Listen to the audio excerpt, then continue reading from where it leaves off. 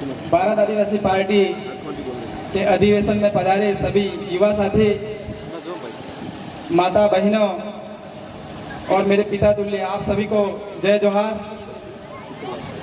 आज हम सबको भारत आदिवासी पार्टी लाने की क्या जरूरत पड़ी, ये बात हमें समझनी पड़ेगी, क्योंकि मैं जिस क्षेत्र में रहा हूँ और जिस क्षेत्र का अनुभव मुझे है वो अनुभव आपको शेयर करूंगा।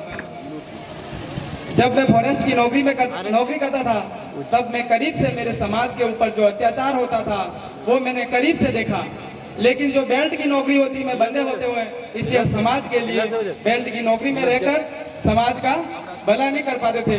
इसीलिए जब जब हमारे समाज पर अत्याचार होता था, जब जब हम लोगों को आदेश मिल जाते थे कि कभी कभी हमारे समाज के 50 साल पहले बसे हुए घर होते थे उनको उजाड़ने पड़ते थे।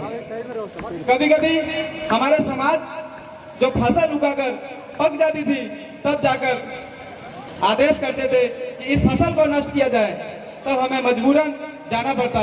लेकिन हमें यूँ लगा कि इस डिपार्टमेंट में रहकर हमें हमारे समाज के लिए आवाज नहीं उठा पाएंगे, और जिस क्षेत्र को छोड़ के आया हूँ और आज आदिवासी समाज ने मुझे भारत आदिवासी पार्टी का जिलाध्यक्ष बनाया, और भारत आदिवासी पार्टी का मूल उद्देश्य भी जल जंगल जमीन को बचाना है। यह मेरा एक संयोग रहा है। इसी के साथ मैं आपको इस मंच के माध्यम से सभी समाज को ये कहना चाहता हूँ कि आदिवासी जहाँ जहाँ आदिवासी ज्यादा हैं और जिस क्षेत्र में आदिवासी की जनसंख्या ज्यादा है वहाँ आदिवासियों ने कभी किसी पर अत्याचार नहीं किया है। आदिवासियों ने हमेशा दूसरे समुदाय को साथ में लेके चला है, हमेशा शांति प्रिय आदिवासी समुदाय रहा है। आप देख लो, जैसे हमारे गांवों में एक दो समुदाय दूसरे जनरल समाज के होंगे, वो हमारे आदिवासियों के बीच में शांति से और भाईचारे से के साथ में हमारे साथ रहते हैं। और इतिहास में भी उठा के देख लो, कभी आदिवासियों ने कभी पर अत्याचार नहीं किया होगा। ये बात इस मंच के माध्यम से सर्व समुदाय को कहना चाहता हूँ कि भारत आदिवासी पार्टी सबके अधिकारों के लिए आवाज उठाएगी और सभी को साथ में लेके चलेगी।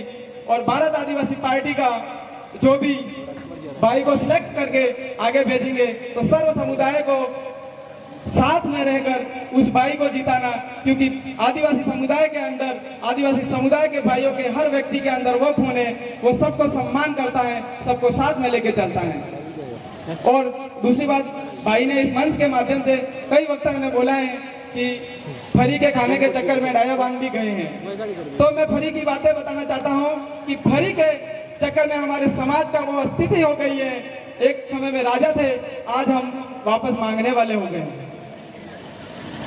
2-3 साल पहले कोरोना आया था, और कोरोना से पहले हमारे ही लोग मंदिर में जाया करते थे, केले और बिस्किट और इस तरह की कई सामग्री लेके जाते थे। और मंदिरों में जो आसपास में जो भी बंदर होते थे उनको खिलाया करते थे। लेकिन एक समय ऐसी कंडीशन आई कि कोरोना आया और सभी लोग जाना बंद कर दिए। अब बंदर की वो हालत हो गई कि उनको खाना नहीं मिल रहा है, और उनको ये पता नहीं है जंगल में भी बहुत सारी खाने की चीज मिलती है।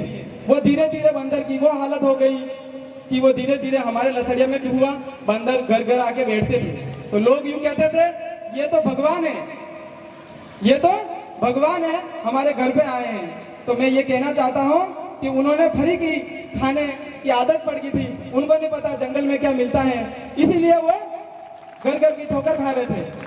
तो मैं भी आपको कहना चाहता हूँ कि हम इस देश के मालिक हैं, हम इस देश के राजा हैं, हम फरी का खाना नहीं ले, हम देने वाले हैं, लेने वाले नहीं हैं। जय जवान, जय आदिवासी, जय